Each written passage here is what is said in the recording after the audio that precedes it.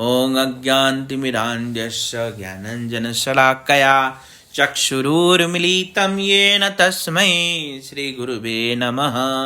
नमो विष्णुपादाय राधिकाय प्रियात्मने श्रीमद्भक्तिवेदान्तनारायणीति नामिने। श्रीकृष्ण चैतन्य प्रभु नित्यानंद श्री अद्वैत गदाधर शिवासादि गौर भक्तवृंद। हरे कृष्ण कृष्ण कृष्ण हरे हरे, हरे राम राम राम हरे हरे। मैं सर्वप्रथम अपने गुरुपाद पद्म परमाराध्यतम नित्यलीला प्रविष्टम ओं विष्णुपाद अष्टोत्तर सप्तशती श्रीमद्भक्ति वेदांत नारायण गोस्वामी महाराज जी के चरण कमल में अनंत अनंत कोटि दंडवत अर्पण करता हूँ, तथा श्री श्री राधा विनोद बिहारी जी के चरणों में अनंत अनंत कोटि दंडवत अर्पण करता हूँ। हम लोग कथा श्रवण कर रहे थे श्रीमद् भगवद गीता, श्लोक संख्या दूसरे अध्याय के 13वां श्लोक है कि देहिनोऽस्मिन् यथा देहे कौमारं यौवनं जरा तथा देहांतर प्राप्तिर्धीरस्तत्र न मुह्यति। जिस प्रकार शरीरधारी जीवात्मा स्थूल शरीर में क्रमशः कुमार अवस्था, यौवन अवस्था, वृद्धावस्था प्राप्त करता है, उसी ही प्रकार मृत्युपरांत जीवात्मा को अन्य शरीर प्राप्त होता है। अतः धीर व्यक्ति इस विषय में अर्थात शरीर के नाश अथवा उत्पत्ति विषय में मोहित नहीं होते, क्योंकि देही का तात्पर्य क्या होता है? देही का तात्पर्य होता है आत्मा अथवा जीव से है। यह अपरिवर्तनशील है। आत्मा क्या होता है? अपरिवर्तनशील, जो कभी परिवर्तन नहीं होता, वो कौन है? आत्मा। किंतु देह परिवर्तनशील है, शरीर परिवर्तनशील है, क्योंकि शरीर में कुमार, यौवन, जरा और मृत्यु रूप परिवर्तन होने पर भी देही आत्मा में कोई परिवर्तन नहीं होता। यह सदा एक रस रहता है, मतलब हमेशा एक रस में स्थित रहता है। इसलिए शरीर के विनाश होने पर शोक करना उचित नहीं है। जैसे कुमार अवस्था के विगत मतलब बीतने पर युवावस्था के आगमन से आने से तब क्या होता है? शोक के बदले में आनंद ही होता है। जैसे कोई बच्चा है और युवा हो जाए तो उस समय क्या होगा? आनंद ही होगा ना, दुखी थोड़ी हो जाएगा। ऐसे ही मृत्यु के पश्चात नया सक्षम एवं सर्वांग सुंदर शरीर की प्राप्ति होने पर दुखी की क्या बात है? वहाँ तो आनंद ही होना चाहिए। वहाँ क्या होना चाहिए? आनंद। कि हमको एक नया शरीर मिला, सुगठित सुंदर दिव्य शरीर और मिला, मतलब अच्छा शरीर मिला, तो वहाँ क्या होना चाहिए? सुखी होना चाहिए या आनंद की अनुभूति होना चाहिए, दुखी नहीं होना चाहिए। महाराज ययाति अपने ससुर के श्राप से ही ऐसा ही हुआ था। उनको वृद्ध हो गए थे। बड़े पुत्र को बोला तो उन्होंने अपना जवानी नहीं दिया। क्यों? क्योंकि वो भगवत सेवा में संलग्न थे। उन्होंने कहा मैं अपना जवानी क्यों दूं संसार को, मैं अपनी जवानी भगवान की सेवा करूंगा। तो उनके सबसे छोटे पुत्र ने उनको अपनी जवानी दिया और अपना पिता का बुढ़ापा लिया। और ययाति ने क्या किया? पुत्र की जवानी को लेकर के संसार की भोग किया, पुत्र पौत्र की भोग करके अंत में समझा कि संसार तो क्षण भंगुर है। तब बाद में अपना जवानी फिर पुत्र को लौटा दिया, अपना बुढ़ापा लेकर के जंगल में आके फिर भजन किया। तो इसलिए कहने की तात्पर्य है कि व्यक्ति को शोक नहीं करना चाहिए बुढ़ापा आने से या मृत्यु होने से, ऐसे कह रहे। और क्या कह रहे हैं? मात्रा स्पर्शास्तु कौन्तेय शीतोष्ण दुःख सुख दुखदाः आगमापायिनो नित्यास्तांसीतिक्ष्व भारत। क्या कह रहे हे कुंती नंदन, इंद्रियों की वृत्ति के साथ विषयों के संयोग से सर्दी गर्मी सुख तथा दुख प्राप्त होते हैं। वे पर क्षणभंगुर होते हैं एवं अनित्य होते हैं। अतः हे भारत, तुम उनको सहन करो, सहन करना सीखो। अब सर्दी आती है तो हम दुखी तो नहीं हो जाएंगे, फिर गर्मी आती तो हम सुखी तो नहीं हो जाएंगे। तो सर्दी गर्मी सुख दुख तो ये तो सहन करना पड़ेगा। क्या करना पड़ेगा? सहन करना पड़ेगा। तो उसमें सह के फिर क्या करना चाहिए? व्यक्ति को भगवत भजन करना चाहिए। हाँ, यदि कोई कहे कि सत्य है तथापि व्यर्थ है, शोक मोह आदि के द्वारा व्याप्त होकर मेरे जैसे अविवेकी का अनर्थकारी मन ही दुख प्रदान करता है। यह केवल मन ही नहीं अपितु मन की वृत्तियों के द्वारा त्वचा आदि इंद्रियां अपने अपने विषयों का अनुभव कर अनर्थकारी हो जाती है। कह रहे केवल हम जब दुखी होते केवल मन ही नहीं होता, अपितु समस्त अंग प्रत्यंग ही दुखी होता है। जैसे हाथ पैर आँख दुख का व्यक्त नहीं करता है, तो इसलिए व्यक्ति को दुखी नहीं होना चाहिए। अब क्या कह रहे हैं? यम ही न व्यथयन्ते पुरुषम पुरुषर्षभ शम दुःख सुखम धीर सोमृतत्वाय कल्पते। हे पुरुषोत्तम, जो धीर व्यक्ति मात्रा स्पर्श सुख एवं दुख आदि को समान समझते हैं और इनके द्वारा विचलित नहीं होते हैं, वे निश्चय ही मुक्ति प्राप्त करने योग्य व्यक्ति होते हैं। जो मात्रा स्पर्शा मतलब क्या है? सांसारिक दुख सुख एवं शीत गर्मी सबको समान समझते हैं। किसी के में दुखी दुखी नहीं होते, किसी में सुखी सुखी नहीं होते, समान रूप से उसको उपभोग करते हैं। बोलते हैं ऐसा व्यक्ति धीर कहलाता है और वो व्यक्ति मुक्ति के अधिकारी होता है।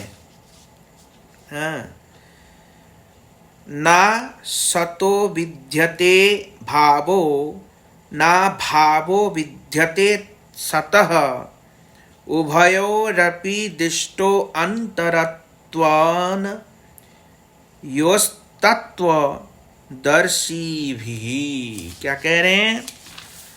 कह रहे हैं सत वस्तु शीत उष्ण आदि की तो सत्ता नहीं है और नित्य वस्तु आत्मा का विनाश नहीं है। तो तत्वदर्शी लोगों ने सत और असत वस्तु की आलोचना कर ऐसा निष्कर्ष निकाला है। क्या कह रहे हैं? असत वस्तु शीत उष्ण आदि की तो सत्ता नहीं है। मतलब जैसे सुख दुख गर्मी सर्दी इनका स्वरूप सत्ता नहीं है, मतलब हमेशा एक जैसा रहने वाला या स्वरूप इनका नहीं है। अनित्य वस्तु आत्मा विनाश नहीं होता। नित्य वस्तु आत्मा का कभी विनाश नहीं होता, कभी मरता नहीं। तो तत्वदर्शी लोगों ने सत और असत वस्तु की आलोचना कर ऐसा निष्कर्ष निकाला। कैसा? कि अविनाशी तु तद्विधि येन शर्ममिदं तत्तम। क्या कह रहे हैं? किंतु जो इस सारे शरीर में व्याप्त है उसे ही तुम अविनाशी जानो। कोई भी उस अविनाशी आत्मा का विनाश करने में समर्थ नहीं है। मानो ये शरीर एक पिंजड़ा है। क्या है? ये शरीर एक पिंजड़ा और उस पिंजड़े में मानो एक तोता है। क्या बैठा है? तोता, जो कि अविनाशी है। हाँ, कोई पिंजड़े को कष्ट दे तो तोता के ऊपर प्रभाव होता है, पर तोता को कोई फर्क नहीं पड़ता, तोता मरता नहीं। पर देखो, हम जब पिंजड़े को कुछ करते तोता सोचता हमको मारे, तो तोता टें टें टें टें करने लगते। उसी प्रकार ये शरीर है, शरीर में कुछ होता है, वैसे आत्मा को कुछ जाता आता नहीं है, पर आत्मा के ऊपर प्रभाव पड़ता है, तब आत्मा टें टें चिल्लाता है, रोता है, तड़पता है, ऐसा होता है। पर आत्मा को कुछ नहीं होता। उसी प्रकार कह रहे हैं अविनाशी तत्व दो है, एक अणु चैतन्य जीवात्मा और दूसरा समस्त जीवात्माओं के प्रकाशक एवं नियंता परमात्मा। जड़ चेतन समस्त पदार्थों में एक ही परमात्मा साक्षी रूप में विराजमान रहते हैं। जीवात्माएं अनंत हैं, एक एक स्थूल शरीर में पृथक पृथक रूप में पृथक पृथक आत्मा स्थित है। प्रत्येक शरीर का आत्मा पृथक पृथक रूप में सुख दुख आदि का अनुभव करता है, पर ब्रह्म परमात्मा इन सब के सुख दुख से ऊपर केवल साक्षी रूप में वर्तमान रहते हैं।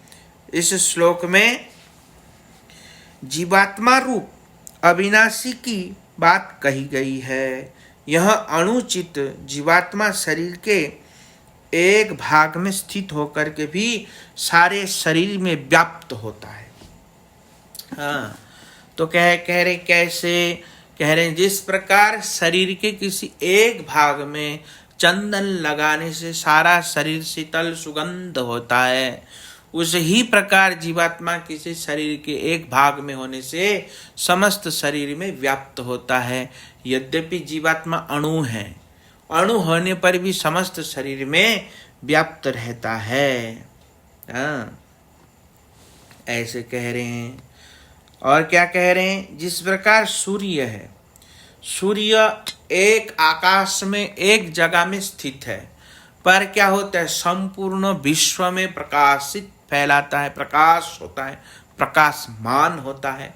उसी प्रकार शरीर के किसी एक भाग में आत्मा होने पर भी समस्त शरीर में व्याप्त रहता है।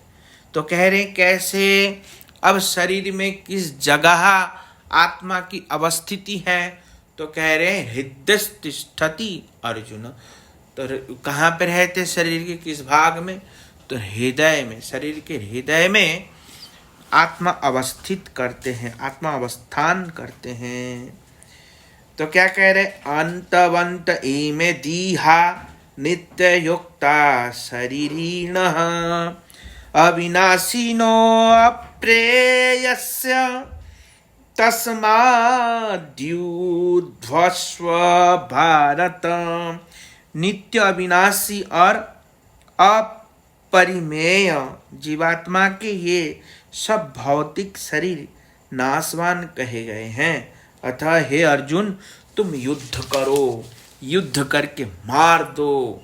युद्ध करना ही कर्तव्य है, क्योंकि धर्म के लिए युद्ध करना अधर्म नहीं होता। कुछ पाखंड लोग ऐसे समझते हैं कि धर्म के लिए भी युद्ध करना ठीक नहीं है, पर शास्त्र कहता है धर्म के लिए युद्ध करना चाहिए, क्योंकि धर्म के लिए युद्ध करने से क्या होता है? वो अधर्म नहीं होता, वो धर्म ही होता है। कि इसलिए धर्म के लिए तो धर्म बाल एक भागस, बाल अग्र एक भागस। धर्म के लिए बाल के एक अग्र भाग के लिए भी लड़ना चाहिए, झगड़ा करना चाहिए। हाँ, लोग कहते हैं क्रोध नहीं करना चाहिए। अरे क्रोध अगर नहीं करना चाहिए तो फिर भगवान ने क्रोध दिया ही क्यों? तो क्रोध भी दिया इसीलिए तो है कि धर्म की रक्षा के लिए हमको क्रोध करना चाहिए, हिजड़ा नहीं होना चाहिए। हाँ, कायरता नहीं होना चाहिए। तो हमारा शास्त्र, हमारा धर्म, हमारा सनातन संस्कृति किसी को कायर नहीं बनाता, बस धर्म में चलते हैं। इसलिए तो क्या कहा था विदुर महाराज जी ने धृतराष्ट्र को, कहा था महाराज पांडव कमजोर नहीं है, बस धर्म में चलने वाले व्यक्ति है। पांडव को कमजोर समझने की गलती मत करना। तो उसी ही प्रकार धर्मात्मा व्यक्ति कमजोर नहीं होता, पर कायरता भी प्रदर्शित करना नहीं चाहिए। इसलिए धर्म के लिए युद्ध करना ही कर्तव्य है। प्रत्येक व्यक्ति को धर्म के लिए लड़ना चाहिए। जो धर्म के लिए आवाज नहीं उठाता, जो धर्म के लिए लड़ता नहीं, वो परमार्थ जगत का क्या, सांसारिक जगत की दृष्टि से भी वो कायर एक नंबर का हिजड़ा है। इसलिए इन सब बातों को समझना चाहिए। वांछा कल्पतरुभ्यश्च कृपा सिंधु परिवृतानां पावनेभ्यो वैष्णवेभ्यो नमो नमः। बाकी कथा हम लोग कल श्रवण करेंगे।